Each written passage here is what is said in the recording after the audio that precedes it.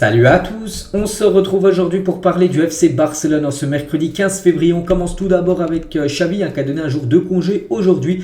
Donc il y a des joueurs, même s'ils étaient en congé, ils sont quand même venus s'entraîner comme Alba, Fati, Gavi, Sergio Roberto, Eric Garcia qui se sont quand même entraînés la veille de ce match contre l'équipe de Manchester United demain.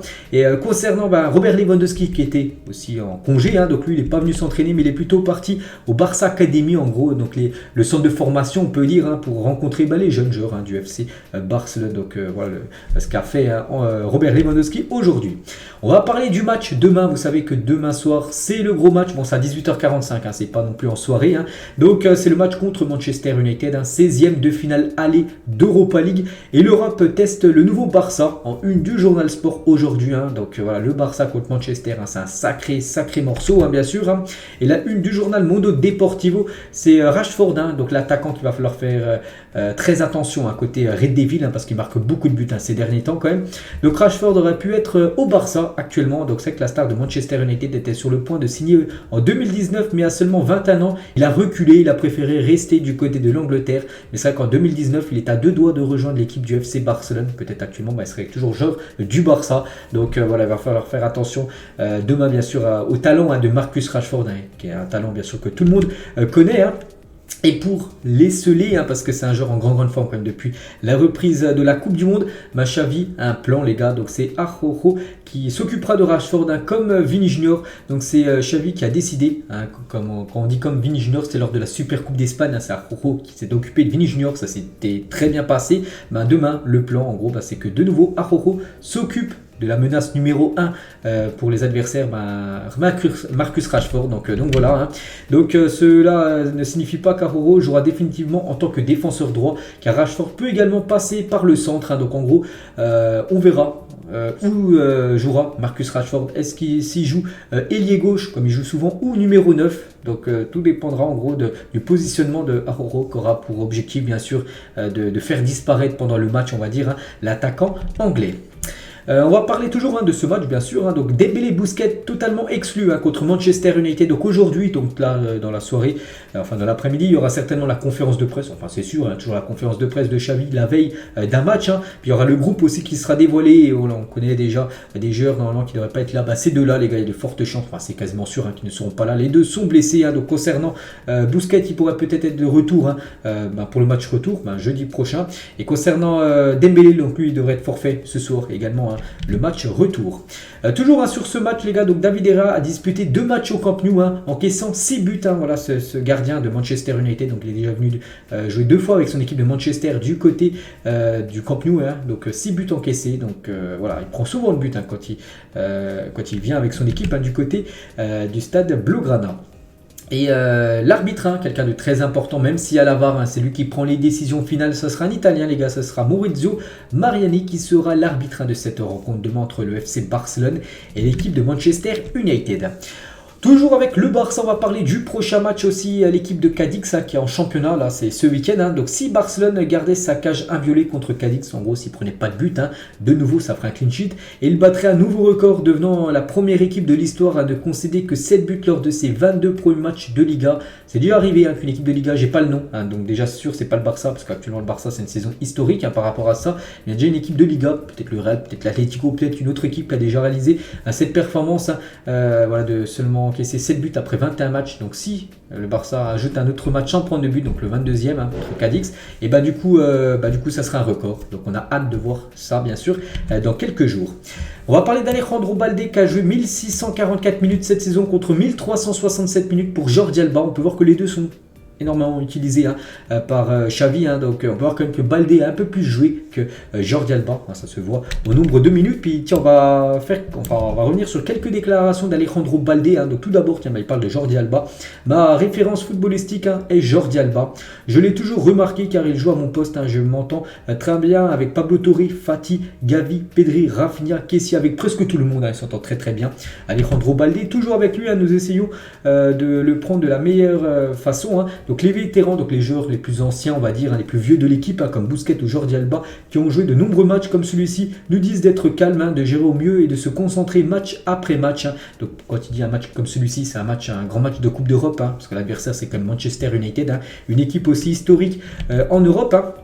Toujours avec Baldé, donc mes débuts en équipe première, c'était un rêve devenu réalité. Tout a été très rapide. J'ai débuté à 17 ans, j'étais très jeune. Enfin, je suis encore très jeune, mais tout a été très rapide parce que c'est vrai qu'à ses débuts, il ne jouait jamais. Il était avec l'équipe réserve, il jouait très rarement avec l'équipe première. Que maintenant, voilà, on peut voir qu'il joue énormément. Il joue même plus que Jordi Alba, l'ancien défenseur gauche du club, enfin celui qui jouait tout le temps à l'époque. Toujours avec Baldé, maintenant qu'ils l'ont fait, cela se voit dans le jeu, le résultat. Donc maintenant, nous avons la Ligue Europa, une grande compétition et nous allons essayer de la gagner. Il a également dit c'était un peu dur parce que je ne savais pas où j'en étais et je ne pouvais pas bien m'adapter aux deux équipes. Je n'avais pas l'impression d'appartenir à aucune équipe cette année. Je me sens déjà comme l'un des vestiaires, parce qu'avant il ne savait pas en gros s'il était dans quelle équipe, s'il était avec le Barça Athletic ou l'équipe première. Il était entre deux à chaque fois, soit il joue avec l'équipe première, soit avec l'équipe réserve, et maintenant il joue tout le temps avec l'équipe première. Il sait que maintenant c'est l'équipe professionnelle, sa team actuellement. Toujours avec Baldé, mon renouvellement de contrat, n'oubliez pas qu'il a enfin un contrat très prochainement. Il a dit oui, c'est vrai que Jorge Mendes, son agent, était ici l'autre jour pour parler avec Laporta. Ils ont eu des conversations, donc en gros ça sent bon par rapport à sa prolongation de contrat. Toujours avec Baldé, mon intention est de rester ici, mais je ne sais pas ce qui pourra arriver à l'avenir. Je laisse tout entre ses mains. Donc en parlant de Jorge Mendes, je lui fais confiance autant que possible et j'espère que tout sera résolu pour une prolongation, bien sûr, peut-être de 3, 4, 5, 6 ans du côté du club. Toujours avec Baldé, mais c'est très très difficile. Il faut continuer à travailler. On est une équipe, une équipe pour gagner beaucoup de choses. Je pense que ce qui s'est passé en Ligue des Champions a été un coup dur. L'élimination, à finir 3e derrière le Bayern et à l'Inter. Mais il y a aussi eu beaucoup de recrues qui ne s'étaient pas encore adaptés. C'est que peut-être là, ça aurait été les matchs de Ligue des Champions phase de poule, peut-être ça aurait été totalement différent, bien sûr, pour l'équipe.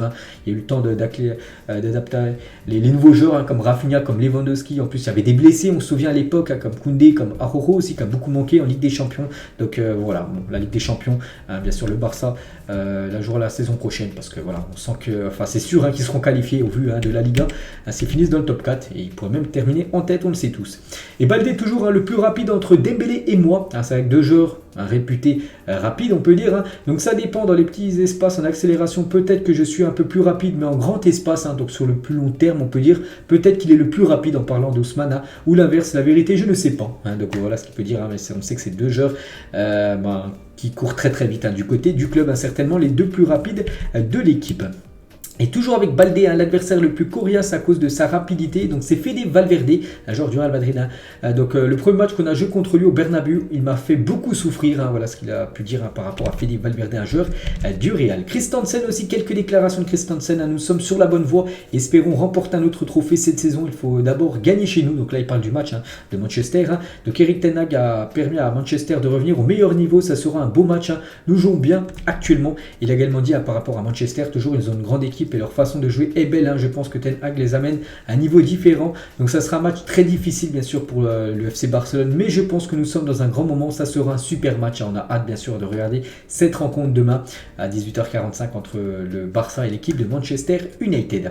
Et Jules Koundé aussi, 3 déclarations. Tiens, Jules Koundé, tout d'abord, nous sommes un jeune groupe qui, à fin de titre, est désireux de faire nos preuves et de faire un pas en avant. Ces dernières années n'ont pas été faciles pour le Barça. Nous l'avons tous dans la tête. Voilà, que cette victoire en Super Coupe d'Espagne a vraiment relâché la pression, parce que le Barça attendait depuis quand même pas mal de temps de remporter un titre, chose faite avec cette Super Coupe. Toujours avec Koundé sur Xavi. Xavi transmet beaucoup d'envie aux joueurs, c'est le leader de l'équipe. Chaque jour, il se lève avec cette ambition de mieux jouer et de gagner, gagner et gagner. Et ça se voit chaque instant dans les discussions aux entraînements. Et pour finir avec Koundé, par rapport à sa position préférée, est-ce qu'il préfère jouer défenseur droit ou dans l'axe? En défense, bien sûr. Donc tout le monde sait quelle est ma préférence, je m'adapte à ce poste. Donc on sait que sa préférence, voilà, tout le monde le sait, c'est en gros défenseur dans l'axe. Donc maintenant, il est temps de jouer en tant qu'arrière latéral. Ça ne le dérange pas, il dit. Mais je le fais pour l'équipe. Il y a des matchs que je profite plus, d'autres moins. Donc voilà, par rapport à Jules Koundé. On va parler de Vitor Roque. Vous savez que Vitor Roque est une grande priorité pour le FC Barcelone. L'été prochain, on peut voir qu'Arsenal rentre dans la course. Donc voilà, une autre équipe intéressée par la pépite brésilienne. Et l'ancien dépisteur et conseiller de Barcelone par rapport à Vitor Roque. Donc une équipe espagnole a déjà fait une offre de 25 millions d'euros pour Victor Roque, qui a été rejeté, hein, peut-être le Barça qui dit. Donc le joueur a une valeur marchande supérieure à cela, hein, c'est pour ça que ça a été rejeté par l'équipe de l'Atlético Paranense, donc son club actuellement du côté du Brésil. Donc voilà, gros, il coûte plus cher que 25 millions d'euros, hein, ce jeune joueur de 17 ans. C'est vrai que je ne sais pas actuellement combien il coûte, mais ouais, il va falloir peut-être doubler le montant qu'a déjà proposé le Barça. Concernant Ansu Fati, on sait que Fati peut-être pourrait quitter le club en fin de saison et Manchester United, Arsenal et Liverpool ont été en contact avec l'entourage d'Ansu Fati mais n'ont pas entamé de discussion avec Barcelone. Hein. On évoquerait quand même un montant de 100 millions d'euros si vous venez à quitter le club. Rendez-vous compte, 100 millions d'euros en vendant Ansu Fati. C'est vrai que c'est un jeune joueur avec un sacré talent, mais voilà, 100 millions d'euros dans les caisses du club. Ce serait quand même une énorme rentrée d'argent, surtout par rapport au fair play financier, tout ça. Ce serait bien sûr une grosse rentrée de sous, même une grosse plus-value, vu que c'est un joueur formé au club.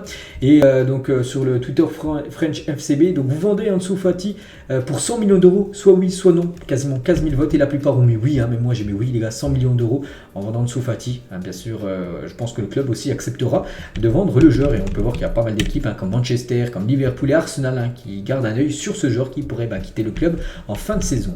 Et toujours avec Ansu Fati, nouvelle coupe pour Ansu Fati, on peut voir qu'il est passé chez le coiffeur, donc nouvelle coupe de cheveux avant le match de maintien contre l'équipe de Manchester.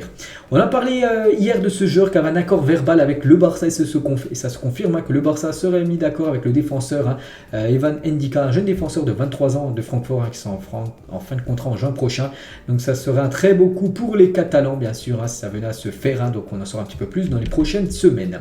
Juan Fontes, donc c'est un journaliste, il a dit: j'ai lu de nombreux fans du Barça dire que Barcelone dans sa forme actuelle battait le PSG, le Bayern Munich. Attention, ne paniquez pas, jeudi nous verrons quel est notre vrai niveau. Donc c'est vrai que le Barça actuellement ça performe, on sait depuis le début d'année, il reste sur 11 victoires d'affilée. Mais c'est vrai que le Barça actuellement, s'ils auraient été au même niveau il y a quelques mois contre le Bayern, qu'est-ce que ça aurait donné? Demain, ce sera un grand test, vu que c'est une grande équipe de Manchester United. Voilà, en face, une équipe aussi qui gagne beaucoup de matchs dernièrement. Donc voilà, vraiment le Barça va pouvoir vraiment voir ce qu'il vaut actuellement par rapport aux meilleures équipes au monde, même si on a déjà pu le voir contre par exemple le Real Madrid. Donc maintenant, un autre club en plus étranger, l'équipe de Manchester. Donc voilà, bien sûr, ça sera un match qui va donner beaucoup d'indications concernant au niveau vraiment actuel du Barça concernant les chocs contre les meilleures équipes au monde. On va parler de Benjamin Pavard. Je ne sais pas si vous avez regardé le match hier du PSG contre l'équipe du Bayern et Pavard a joué. N'oubliez pas que Pavard est une piste du côté du Barça, bien sûr il pourrait arriver du côté du FC Barcelone, et sans compter, il a pris un carton rouge en plus, il a fait un gros tacle sur le légendaire Léo Messi, bref, il a fait quand même un match très solide, vraiment une belle partie de Benjamin Pavard en défenseur central. Donc voilà, concernant ce joueur qui pourrait débarquer, on sait du côté du club Blaugrana l'été prochain. Concernant Messi, il s'agit des derniers mois de Messi au PSG, donc on sait que on se doute peut-être qu'il pourrait peut-être quitter l'équipe du Paris Saint-Germain en fin de saison, et voilà, pourquoi pas un retour du côté du club, bien sûr c'est toujours une option envisagée du côté du FC Barcelone, et bien sûr Juan Laporta aimerait le retour de la Pulga. Rodrigo, les gars, joueur du Real Madrid, il a dit: je devais choisir le Real ou le Barça. C'était très difficile car j'avais tout convenu avec Barcelone et c'était une surprise en gros de signer du côté du Real, parce qu'en gros il avait quasiment tout signé du côté du FC Barcelone, ce club, le club actuel, et du coup au dernier moment il a signé du côté du Real Madrid. Pourquoi? Donc Barcelone a raté la signature de Rodrigo parce que le président du Real Madrid, Florentino Pérez, a proposé un bonus de dernière minute de 8 millions d'euros pour le joueur et 8 millions d'euros pour ses agents, de prime en gros à la signature, et du coup c'est ce qui a fait pencher plutôt maintenant sa décision pour une signature du côté du Real. Sinon il aurait signé du côté du FC Barcelone s'il n'y aura pas eu cette proposition de Florentino Pérez, cette proposition on peut dire de dernière minute. Jordi Cruyff, les gars, il a dit: Laporta a déclaré que la priorité cette saison était la Liga, mais cela ne signifie pas que nous ne voulons pas gagner d'autres compétitions. On pense bien sûr à l'Europa League demain, ou même bien sûr la Coupe du Roi, où le futur adversaire du Barça, on sait, ça sera le Real Madrid sur un match aller et match retour. Ce sera les demi-finales de la Coupe du Roi. Et on finit, les gars, cet épisode d'aujourd'hui avec un communiqué du Barça par rapport au match demain. Si vous prévoyez d'assister au match de jeudi contre Manchester au Spotify Camp Nou, peut-être là il y en a qui me regardent et qui seront demain dans les tribunes tribune. Hein. Veuillez lire le protocole de sécurité de contrôle du Barça. Donc en gros ils disent voilà de venir tôt parce qu'il y aura beaucoup de monde, peut-être le match sera à guichet fermé. Donc voilà, en gros c'est écrit en anglais. Donc voilà, bien sûr par rapport à cette rencontre demain. Donc voilà les gars ce qu'il y a à dire. J'espère que ça vous a plu. On se retrouve plus tard les gars parce que demain je serai pas là. Donc ni vendredi, on se retrouve normalement samedi pour la prochaine vidéo sur le FC Barcelone. Donc je vous souhaite les 3 prochains jours et j'espère que le Barça demain s'imposera contre Manchester United. Allez, bonne journée à vous et à plus tard.